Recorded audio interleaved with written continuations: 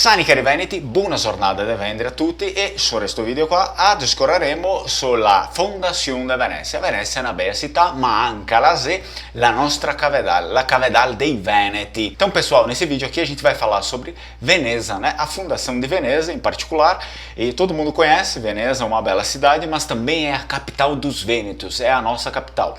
Porque, né, a gente tem aí toda a história da Sereníssima República de Veneza.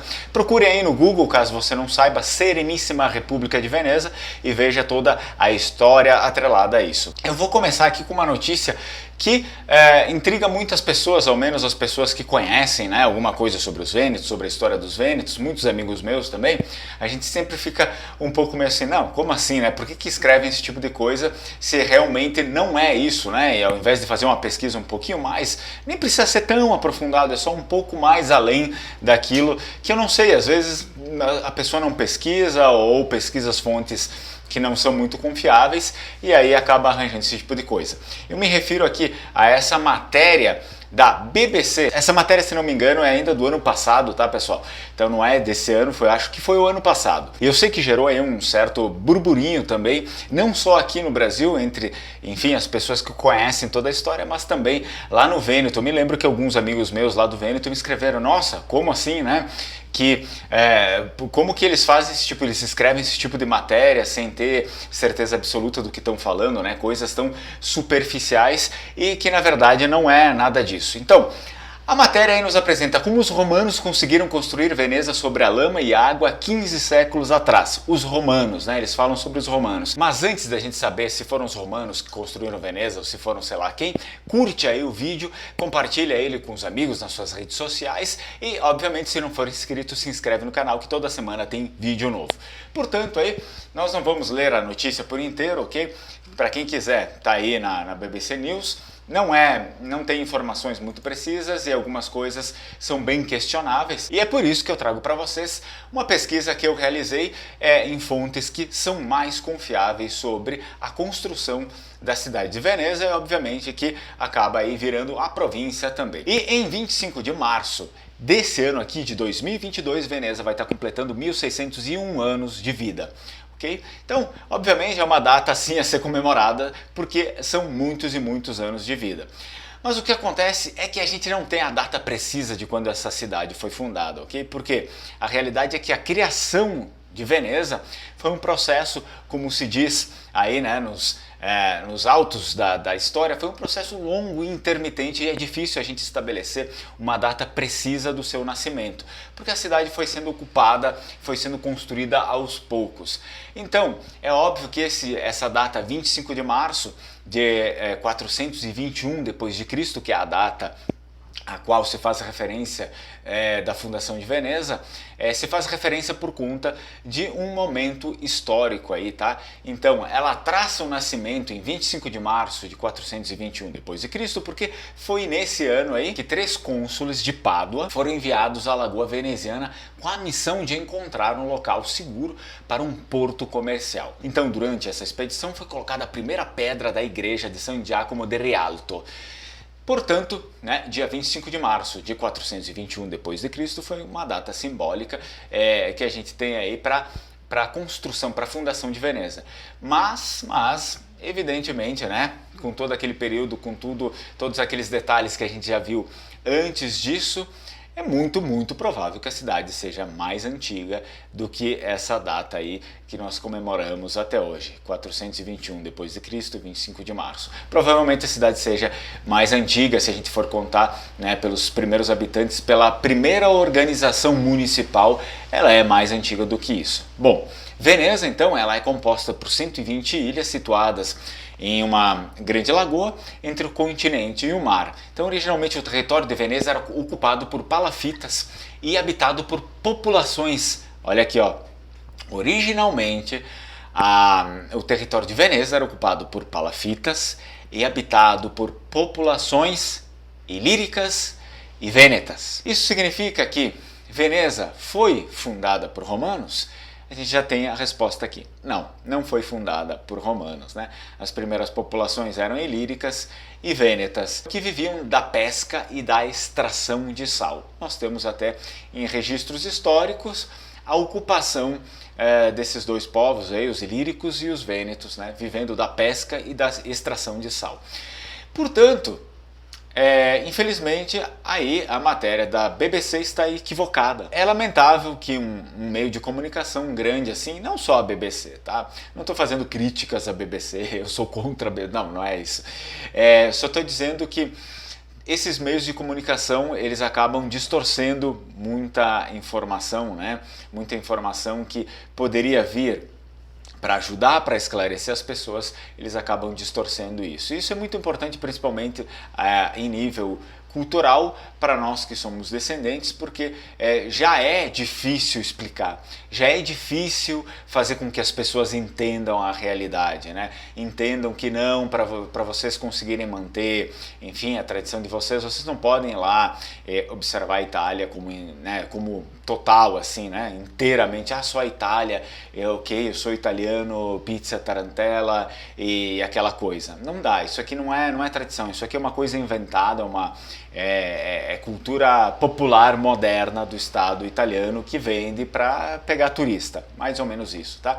Então, isso aqui já é difícil explicar, e aí quando chega um meio de comunicação relevante, né, grande, enorme, como a BBC Brasil ou outros, porque, enfim, se eu for atrás de achar outros equívocos, eu vou achar de todos os meios de comunicação em relação a isso. Mas eu peço que tome cuidado, né, antes de falar isso, se faça uma pesquisa ou que pelo menos se consulte alguém relevante da área, enfim, não uma pessoa que vai lá e fale sobre a história geral da Itália, porque não se sabe, mas alguém que, enfim, entenda da história das localidades, pelo menos, essa seria a pessoa mais adequada para dar uma informação mais certeira. Ou então que se deixe a informação mais imprecisa ainda, né? Não se tivesse colocado romanos, mas sim a população de Veneza, ou seja, a população da local, enfim, né? Uma coisa que a gente não vai direcionar a autoria para quem não fez, né? Isso é grave, porque já digamos assim, um preceito do governo italiano dar a autoria praticamente de tudo que foi feito na Itália para os romanos. Os romanos.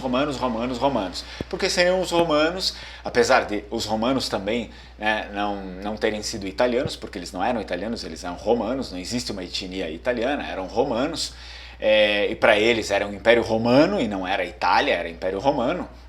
Mas hoje em dia, para unificar, né, esse discurso de nacionalidade, eu não estou criticando o discurso de nacionalidade, eu estou criticando como ele é feito, que sempre, né, se oculta todos os outros povos e se coloca os romanos, né, na vanguarda de tudo, como se eles tivessem criado a Itália inteira. Isso não é verdade, né?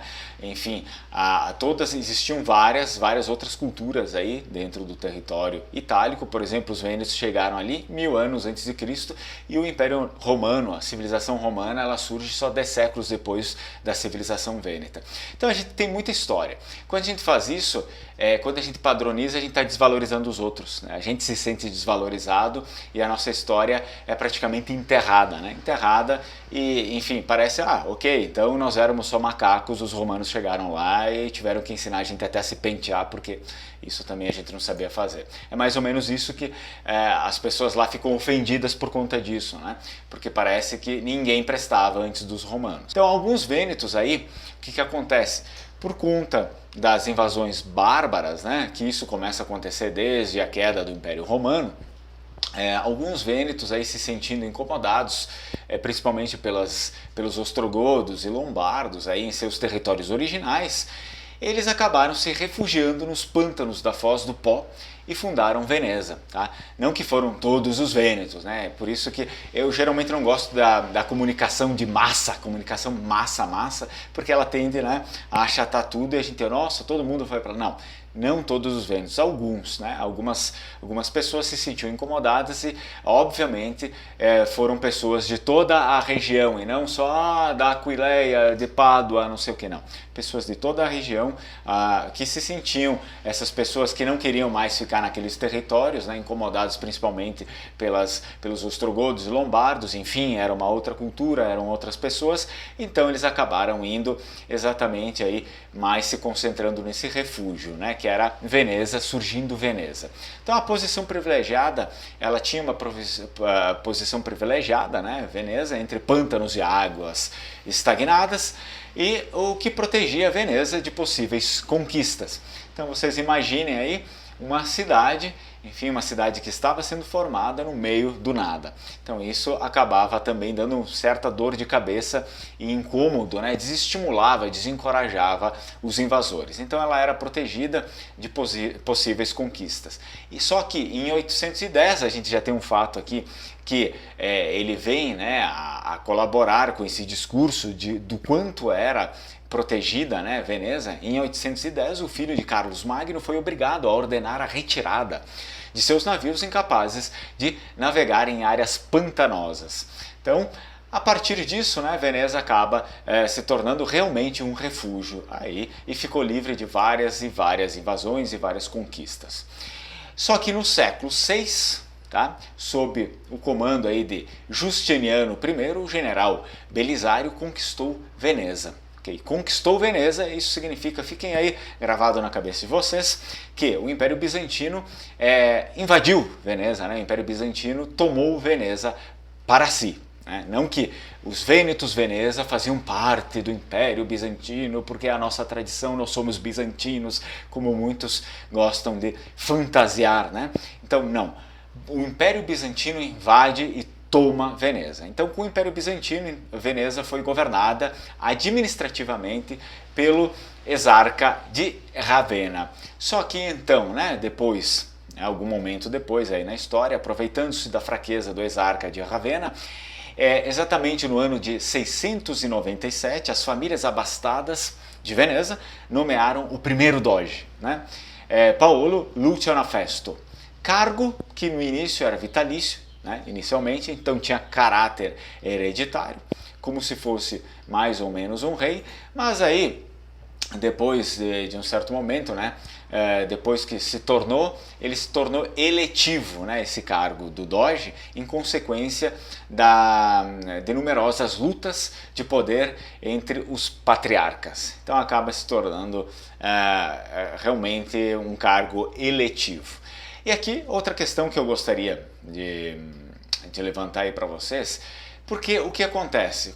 Muitas vezes, quando a gente fala sobre a Sereníssima República de Veneza, existem aquelas pessoas que dizem, né, os pseudo-intelectuais, os sabichões da história, ah, sim, a Sereníssima, eles colocam entre aspas, Sereníssima, que traiu o Império Bizantino.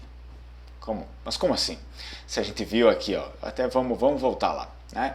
Vamos voltar um pouquinho aqui. O que estava escrito aqui? No século VI, sob Justiniano I, o general Belisário conquistou Veneza. As pessoas, obviamente, elas foram colocadas aí sob a lei do Império Bizantino, né, sob o jugo do Império Bizantino, por força, obviamente, né? Então os tributos começam a ir ali para o Império Bizantino e eles perdem a independência deles como povo vêneto, habitante da cidade de Veneza. Então não existe nada de, o Império Bizantino é nosso império, não sei o que, nós traímos o Império Bizantino. Então esse discurso aqui, eu já ouvi esse discurso, cai por terra se a gente for lá e dar uma pequena olhada na história, né? Se a gente dá uma pequena olhada na história e não quiser reverter e distorcer a história e não querer puxar a brasa para o nosso assado, aí a gente já consegue ter uma lucidez melhor. Então, obviamente, em 697, com razão, e se eu fosse também ali, né, obviamente eles não tinham direito nenhum, o Império Bizantino não tinha direito sobre Veneza, só chegou lá e conquistou, enfim, conquistar, vai lá e pegou o território para eles e começou a cobrar tributos e todas aquelas coisas e impor força militar. Então, em 697, os venezianos, aí, os vênetos, acabam se livrando do Império Bizantino, a traição. Que não é traição, para mim não é traição, né? Reconquistar, tomar posse do que já é seu, como isso poderia ser traição, né? Enfim, então surgindo o primeiro doge aí, Paolo Lucio Anafesto. Muito bem, muito bem.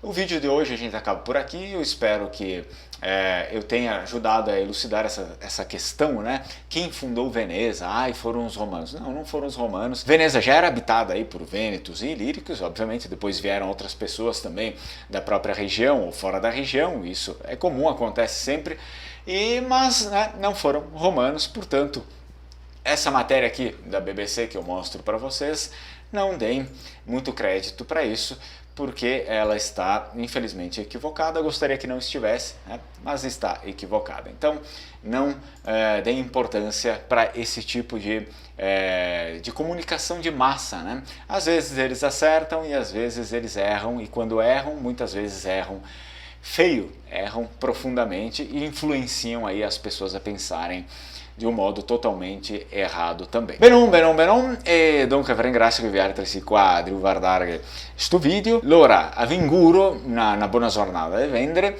e stiamo bene tutti. Ciao, strucon, fradae e sorae, venete.